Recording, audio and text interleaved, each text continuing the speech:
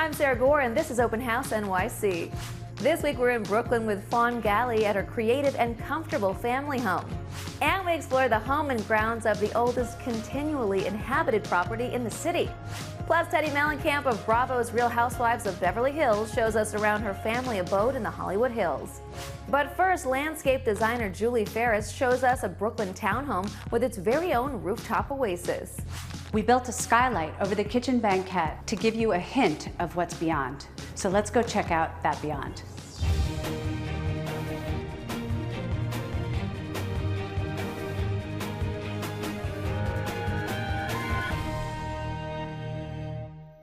Welcome to Open House NYC. Today I'm coming to you from this impressive townhouse on the Upper East Side. Built in 1910 and filled with refined details, the home features multiple levels of indoor entertaining spaces that drift easily to the outside with gardens and terraces and even a roof deck. On the home's third story sits both a wood-paneled library and a sun-bathed master suite that's a study in subtle luxury. It's one of, count 'em, 8 bedrooms in this 6,800 square foot stunner. Let's get started in Brooklyn with landscape designer Julie Farris. Julie's townhome is bright and airy, streamlined and subtle, yet filled with a mix of materials that reflects her passion and interest in nature. But as a landscape designer, it's the rooftop garden we all want to see.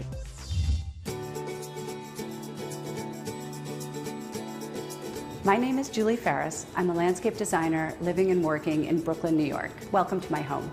Even though I'm drawn to the modern and to clean lines, what I really wanted to do was to make this townhouse feel a lot more inviting and warm. So finishes like Concordia stone, reclaimed wood, even the beam over the fireplace that we dragged from upstate New York, all of these small details actually contribute to making the townhome feel more inviting.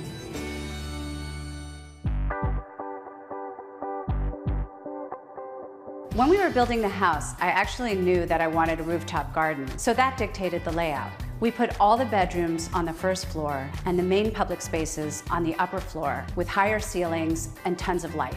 Even though it's an open plan, we still wanted each area to have its own character. We have a living room, dining room, and kitchen, but many of the materials and details lend a sense of continuity. They're just treated differently. Because the home is mostly a canvas of neutrals, we brought in pops of green to make a color statement.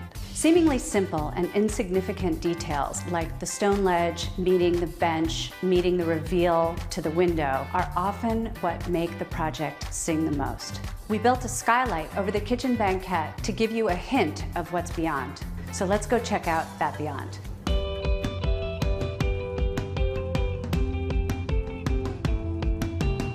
When you come up the floating stair, I really want you to feel transported and for the city to just fall away. With any garden, you really just want to think about it as how you move through the space and what you're seeing and what you're feeling. I like to work with plants that are native, super hardy, and well adapted to their locations. So it's great to have a local nursery where you can do your serious plant shopping. And I often rely on the Gowanus nursery.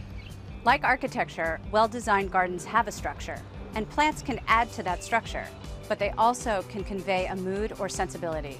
Plants like roses, calamagrostis, and lavender not only bring color, but also give it a beachy feel. So the plan is actually super simple. It's a walkway that connects 2 main spaces. There's a lounging area, which contains a sofa, a chair, and a dining table, and views out to Manhattan. Then on the other side, it's a sunbathing area that's on AstroTurf. These 2 areas are actually separated by a large swath of planting. We created a green roof structure, which allows for drainage to occur, and so the plants can actually thrive in this location. Essentially, what I really wanted to do up here was to create a beachy feel, and so I felt like the walkway, which is ipe, really contributed to a feeling that you were on some kind of boardwalk. Because we're basically creating new ground, you really don't want to be aware of the fact that there's structure and roof beneath your feet. So river stones actually help to camouflage what's happening and make you feel like you're floating.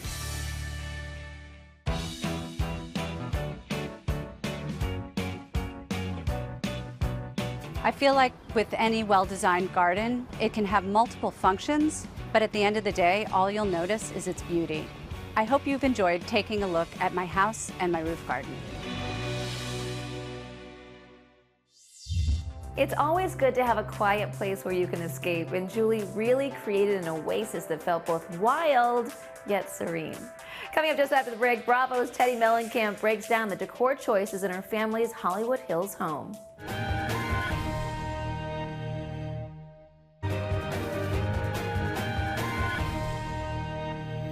Welcome back. Now we join Teddi Mellencamp, one of the stars of Bravo's The Real Housewives of Beverly Hills.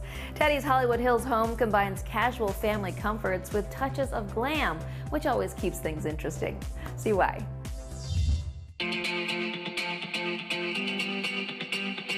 Hi, I'm Teddi Mellencamp from The Real Housewives of Beverly Hills. You've seen my house on the show, but let's do a deeper dive, shall we? Come on in. So here we are in my living room, which I love because it's a complete open space. I know what you're thinking, the white couches? Yes, that's my husband's fault. He went and bought them on his own. I'm like, you realize we have 3 kids under 10. Guess how long the couches made it without a huge red Sharpie stain? 3 weeks. Yeah, it's right back there. So here we are in my dining room. In a shocking turn of events, more white chairs. Thanks, Edwin. But I love this dining room table because it's big enough where we can have meetings. We have other chairs we can put on it, so it fits, you know, as many as 10 people. We have a kids table right next door, so one big happy family. And then, of course, we have these dramatic chairs that really have no purpose other than to look at, because when you're in them, they echo and you feel like a crazy person talking to yourself. And right behind me is the kitchen. It's stainless steel. It's great. I would love to say I cook a ton. I do not, but it's a perfect place to bark orders at the rest of your family. All right, let's get going. So, of course, you guys choose the one day to come that it rains in LA, but one of the big reasons we chose this house is because of the amazing view. We love it up here because we can also seat more people to eat, and we put the turf down because this is Khaleesi's rage area. This area is great, but my favorite place in the house is the master. Let's go check it out. I love my master bedroom. I get a lot of things done in here. Not what you're thinking. I've got my desk where I do all my all-in stuff. I've got my cozy bed, which, yes, I ordered the wrong size of mattress. It doesn't fit the bed frame. I've been trying to hide it from Edwin by pushing it towards the top. He figured it out. I have my master bath where I get glam for the show, and an amazing view. You wake up to the sunrise every morning. As most of you know, I'm in the health and wellness industry, so having this in my house has been a game changer for me. My kids can be sleeping, I can come into the garage, put on one of my headphones, and get it done. So now that we've checked out the gym, we've got one last stop. So here we are out by the pool. Of course, now the sun's come out. It makes me want to lay out. It's a great place for entertaining.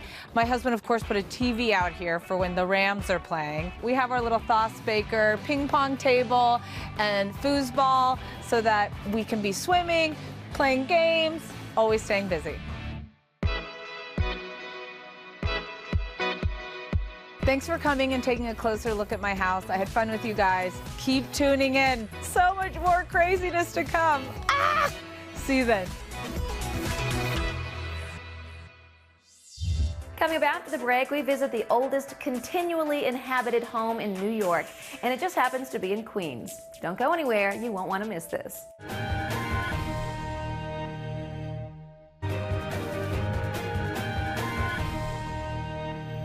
You're watching Open House NYC. Now we take a look at the Lent Riker Smith homestead in East Elmhurst, Queens. It's known as the oldest continually inhabited private residence in the city. I'm Marion Duckworth Smith. Welcome to the oldest private home in New York City, the Lent Riker Smith homestead, circa 1654. So come on in and I'll give you a personal tour.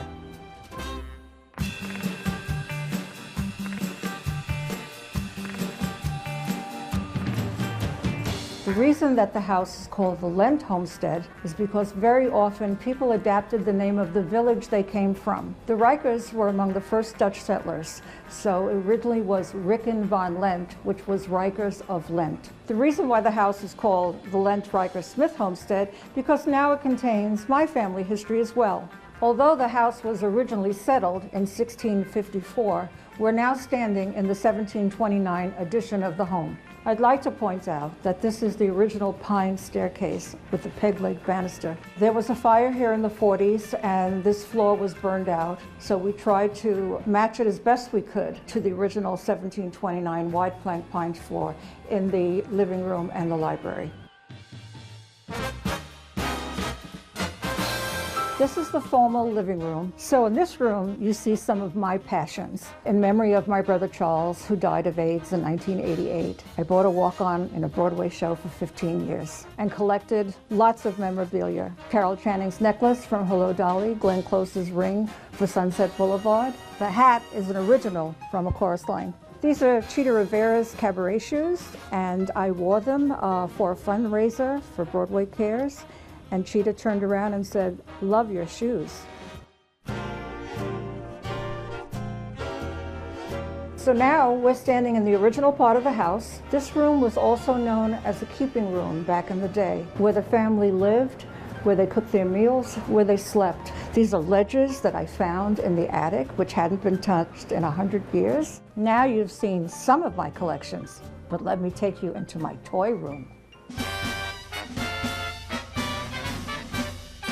I'm a child of the 40s and I love toys. And if you went to Coney Island and you won a prize, you usually got what is known as carnival chalkware.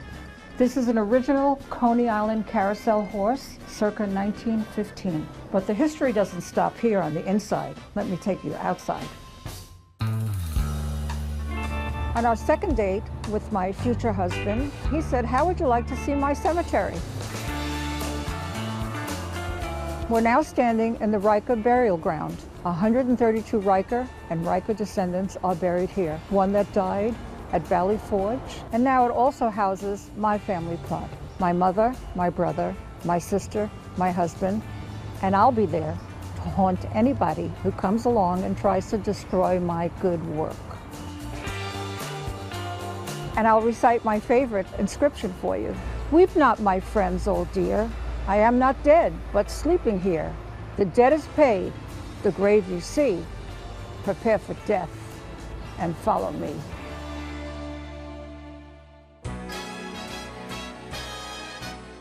Thank you for coming on the magical tour of the Lent Riker Smith Homestead, where dreams come true and my fairy tale is fulfilled.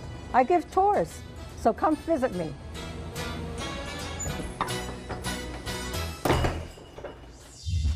Coming back to the break, we are at a colorful townhome in Brooklyn. We'll be right back.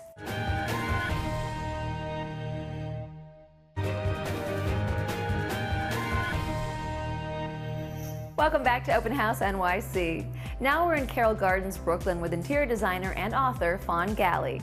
See how Fawn accentuated the original details in her family's townhome with bold splashes of color to create a fun and inviting vibe throughout.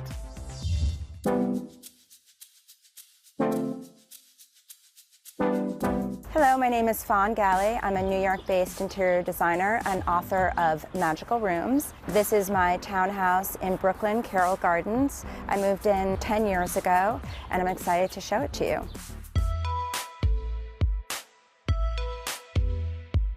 This is my living room. It's the heart and soul of my house. I wanted to create a disco jungle referencing different moments in my life. So I really wanted a space that had reflective elements. You can see I used a Florence Broadhurst wallpaper, which reflects the light and is really important, especially in the middle of a townhouse. Behind me is a white leather Chesterfield sofa. Brings an element of rock and roll, but it's also highly practical. And of course, my life-size deer that I found at the flower market to bring an element of surprise and also a bit of whimsy. My favorite item in this room are my drapes. I love their chartreuse color. I love to use pops of color, but I use them sparingly, so they're strong, but they're not overwhelming. Across from my living room is a dining room, and this is the true hub of the home. We have Milo Boffman style dining chairs with white leather, bookcases built in. We read books near the window and our hot pink Milo Boffman chairs. And I love the acrylic chandelier. And then the most important part of my dining room is my African gray parrot, Marcel. Now that I've shown you the public spaces, I'd like to invite you downstairs to show you my master bedroom. In the master bedroom, I took a lot of the sensibility of the fantasy forest from my parlor floor, but made it a more subdued version of it. I have 2 French doors walking into my garden, and I like to think of the garden as an extension of my bedroom. The wallpaper was selected in tonalities, so subtle, but still the pattern of iguanas in the tropics. I love the burnt orange upholstered headboard and white linens with Pertese pink flower sheet. In the corner I have a simple shelf with all of my hats and jewelry and all of the fun things that I like to wear. I think it's important in a master to have the interior reflect your dreams back to you in the place where you dream.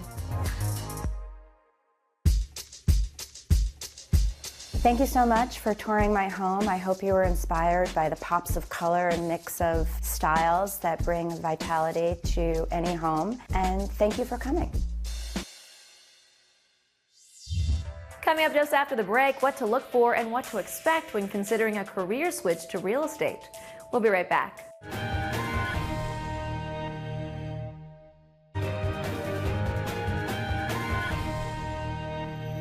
Welcome back. Now we take a look at some things to consider when making a mid-career switch to real estate. Changing your career is never easy, but it can be rewarding. Now we join Coldwell Banker's Rosie Gonzalez just outside of Chicago, who tells us why she made the change, how she found success, and why she's found it so very gratifying.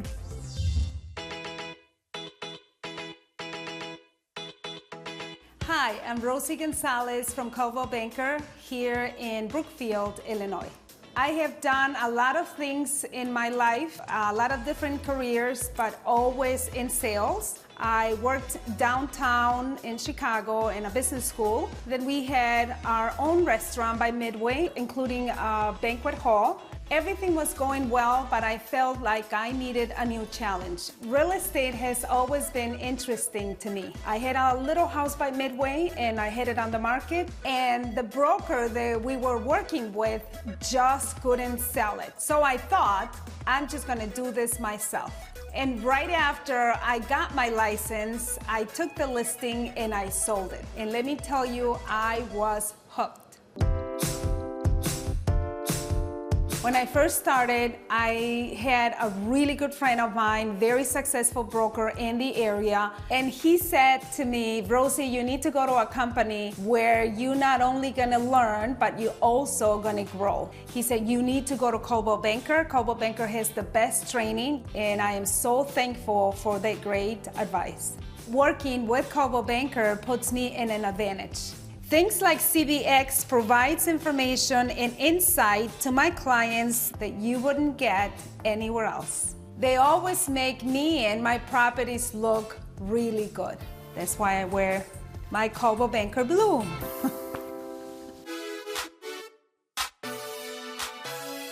This home is one of my newest listings here in Brookfield. It's a 4-bedroom, 3.5 bath with 2,400 square feet. It features an open floor plan, beautiful new kitchen, hardwood floors throughout, and 9-foot ceilings. Upstairs, there are 4 bedrooms, including the master suite, and a lot of storage. Whoever buys this home is going to be very happy. I'll make sure of it.